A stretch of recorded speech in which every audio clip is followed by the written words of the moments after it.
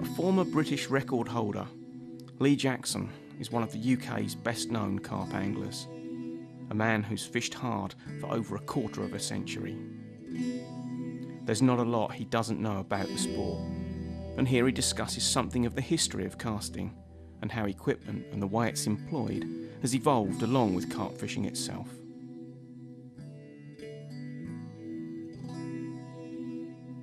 And in the early days, I think a 1 3/4 pound test curve rod was considered the average. 8 pound line and no heavier than a 2 ounce lead. And it's strange really, I mean in them days, and perhaps if you was lucky, you could manage to cast 70 or 80 yards, but you had to be really lucky, it had to be flat calm and everything. Then most of the rods were glass fibre, hollow glass fibre. And then like the carbon thing started and it made casting so much better. And then really, I mean, rods gradually crept up in test curve. They went up to sort of, the average test curve was 2 1/4. Occasionally used heavier leads. People discovered like sort of using, taking a leaf out of the Sea Angler's book and using shock leaders, and really scaling down the main line to sort of 4 pound lock main line even, on weed-free lakes. Suddenly you could cast in excess of 100 yards. And like materials of rods have evolved so much, reels have got better.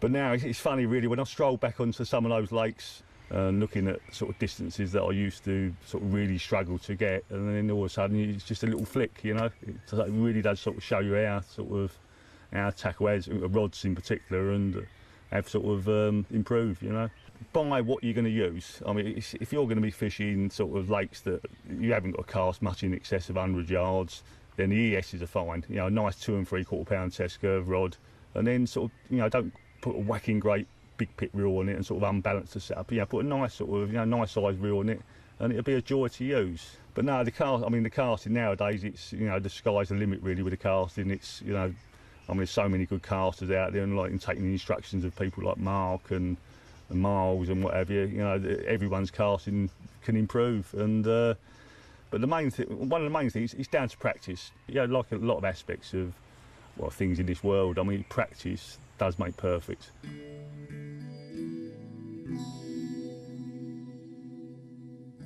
Many people associate casting with distance, when in truth it's only one very small part of it. Pete Castle is a well-respected angler who tends to specialise in margin fishing, perhaps where overhanging trees present a problem. The underarm cast is one he's used since he first started fishing, and one that has, in that time, landed him many, many carp.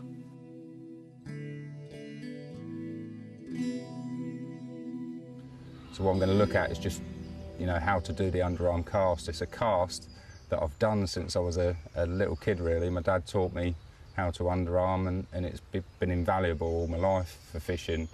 Just being able to get it underneath little areas where an overhead cast you just wouldn't be able to do it has caught me so many fish, right from back when I used to tench and bream fish, right through to now of, the potential of catching a 40-pound carp.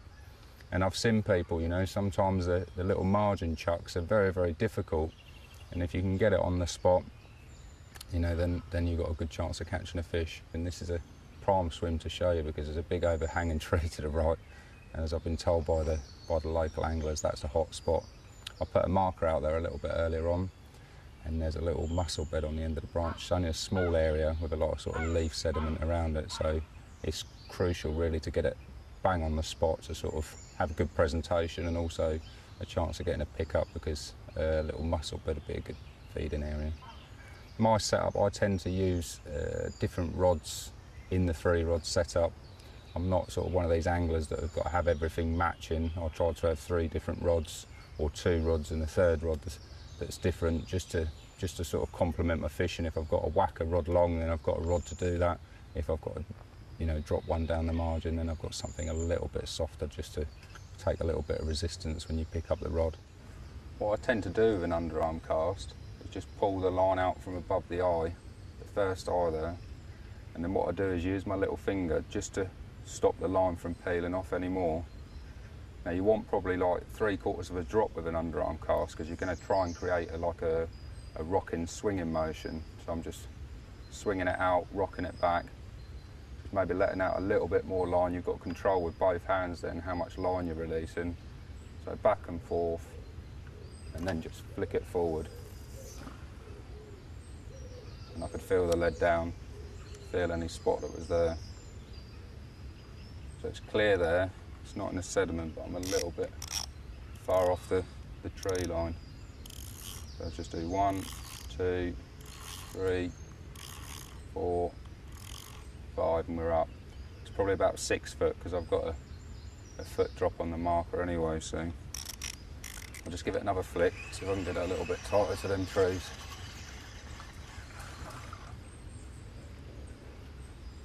So again, just make sure the bail arm's at the bottom so you've got plenty of space. Just pulling the line from above the eye, just touching my finger on there just so it's not peeling off. And go. Yeah, it's a nice thud there, I think I'm right on it. Yeah, it's clear. So just pop the marker up. 1, 2, 3, 4, 5, and we're up. So it's 6 foot of water there. Just to give you a little gauge of how deep it is, you know. So now I've got the marker out, I'm just going to put on a little lead, little 2 ounce flat pair. Got a little safety clip mechanism on there. Now there are a few trees now down that side there, so if the lead gets caught then that will just ping off straight away. I'm not putting it on tight, as you can see there as well. I'm just putting on a new fresh squid bottom bait. There's been quite a bit of this bait going in the lake recently, and quite a few fish have been caught on it, so they do seem to like the squid on here. It's a little bait stop just to hold it on. Nothing too complicated. Little fluorocarbon hook link and a size 8 wide gate, just knotless knot on there. I've just got a little bit of putty in the middle of the rig just to pin it down. A real good tip for casting is funnel web. I've used it for nearly all of my fishing now. The main reason is because I like to use quite long hook links. I like to use quite simple hook links, and the funnel web bags, whether it's crushed boilies or pellet or a free bait stringer like this, that does help the rotation of the cast. The rig sort of spins round a little bit more and helps to keep the bait away from the rest of the setup, and it just reduces the amount of tangles that you have by a long way. Especially a little bit of an awkward cast like this where you're sort of flicking it from below rather than coming over the top.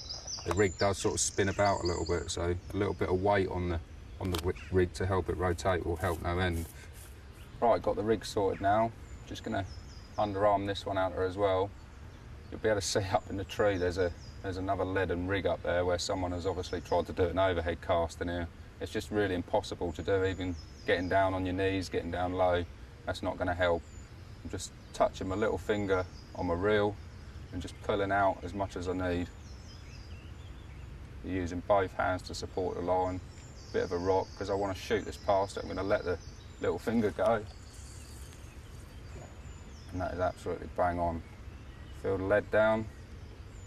Feeling the lead down as well, that just helps to straighten everything out, because I'm pulling the lead back towards me and straightening everything. So I've got my main line, then the leader, then the rig, and it's all just sitting in a nice straight line. So if the fish comes around that corner, then it's just going to see the bait first of all, as opposed to the line and then the rig. Like fishing at range, accuracy, fishing in the margins is really important.